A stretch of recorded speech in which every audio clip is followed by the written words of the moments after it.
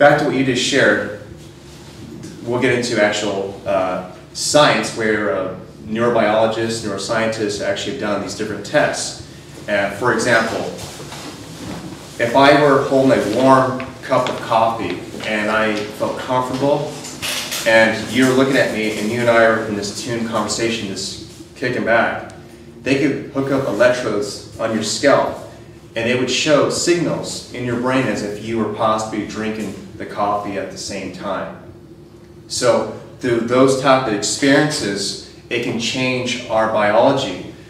Also, they've done, this happened with these wild younger male elephants that were in Africa that were extremely aggressive, and they flew in an older male elephant, and within a week the rest of the younger males mellowed out, and just through that connection of just the presence. So even if a person doesn't really understand quantum physics and how, if we're related to plants or not, it doesn't really matter. What's really important, if you start looking at mirror neurons and that attunement with a person. For example, I could work with someone and maybe has a lot of anxiety, and I can look at them just by looking at them and being sure that we can go to a place of calmness. Just through that, my belief, I start seeing them switch. And that begins by mothers, by that gaze in the eyes of the child. Because see, when you're looking at a child,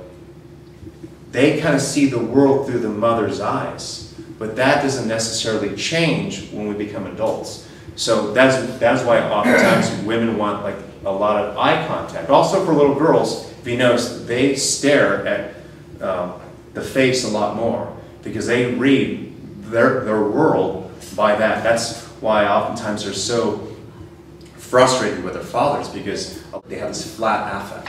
They're trying to get their attention.